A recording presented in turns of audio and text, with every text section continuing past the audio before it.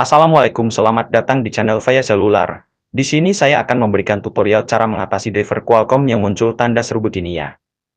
Jadi dia muncul tanda seru, kalau kita hubungkan ke test point, di sini terbaca, tapi ada tanda seru begini, kalau kita mau flash kita mau buka pola, buka kunci, buka sandi, itu otomatis gagal, karena di sini ada tanda seru segitiga kuning begini ya, jadi enggak bisa.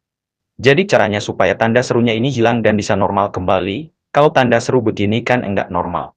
Jadi supaya normal, di sini ada bahannya ya. Silahkan kalian download filenya, link download ada di deskripsi. Kalian download setelah di-download, lalu kita ekstrak, kita lihat hasil ekstrakannya. Ini dia, hasil ekstrakannya kita buka. Kita buka di sini ada filenya ya, ini sudah oke. Sekarang kita tutup, kita fokus ke sini ya ke device manager. Jadi caranya itu simpel, mudah.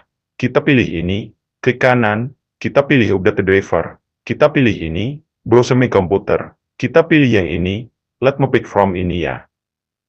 Oke, jadi di sini kita pilih ini ya, pilih hard disk ini, terus di sini kita pilih Browse.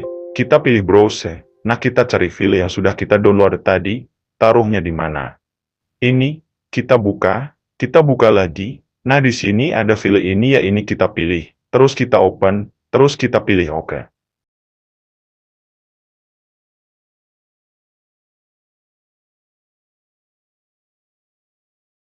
Tahu sampai di sini kita pilih ini, terus kita pilih net. Ada notif begini, jangan khawatir.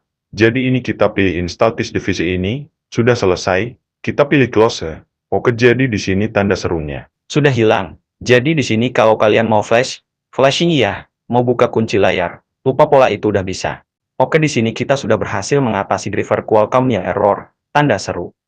Oke, kalau begitu sampai di sini dulu video ini ya. Semoga bermanfaat ya, mohon bantuan like, komen, dan subscribe-nya. Oke, terima kasih.